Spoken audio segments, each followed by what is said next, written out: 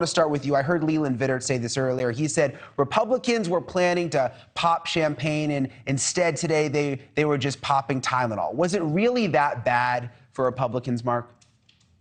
Oh, it was worse. I mean, there's a lot of Republicans on the beach with their surfboards today wondering where the wave went. You put your finger on it. I mean, or Joe Biden did. I was at that press conference. This is a 40-year first for Democrats or for any party to have this kind of the kind of numbers that they had. Only twice in 100 years has a president actually retained the majority, and once was right after 9/11 with George W. Bush. So historically, Bill Clinton and Barack Obama lost over 50 seats each. And so the prediction by Kevin McCarthy, by the way, this spring was that the Republicans would pick up 60 seats. So it's a shock to the system. And believe me, there is a lot of soul searching going on right now within the Republican Party, and a lot of finger pointing, and a lot of the fingers are pointing right at Donald Trump. Ben, this really is exhausting. I mean, we just went through the midterms. That whole process, the advertisements, the text messages, the nonstop phone calls, especially if you're in a battleground state. Now we've got Georgia, so we have to deal with it for another month. We've got Trump announcing. We've got the battle with DeSantis. It's like we're constantly in an election cycle. I mean, is this the world we really want to live in? Is this the new normal, Ben?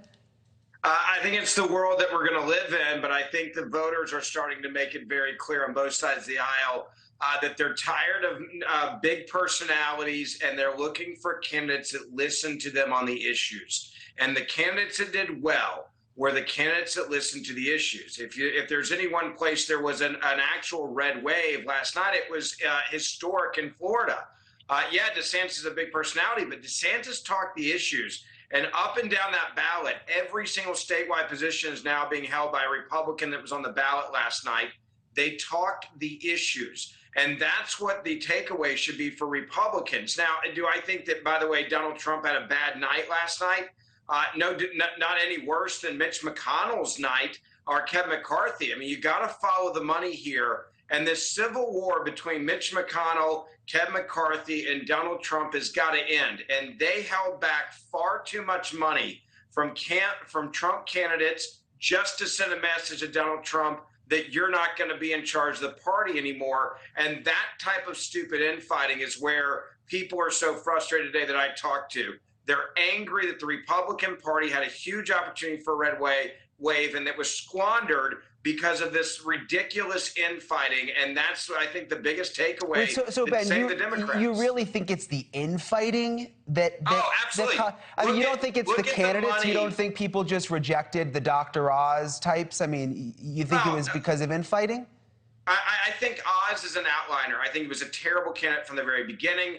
I think that you know, what the takeaway in that race was, hey, Donald Trump can get you through a primary, but if you've got a bad candidate, and Dr. Oz was a terrible candidate, I didn't like him. I didn't support him in the primary. I thought he was a huge mistake, and the voters saw that too, and that was a bad mistake. But overall, if you look at a lot of the other races that should have been won by Republicans, if you were a Trump person that Trump got behind, Kevin McCarthy said basically, screw you, you're not getting our money. Same thing with Mitch McConnell on the Senate side.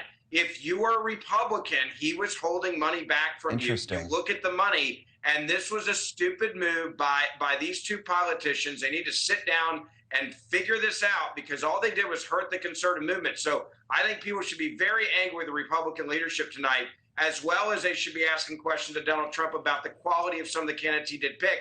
Oz was a disaster. It was always going to be a disaster. Thank you for watching. Go to newsnationnow.com to find NewsNation on your television provider. And don't forget to click the red subscribe button below to get more of NewsNation's fact-driven, unbiased coverage.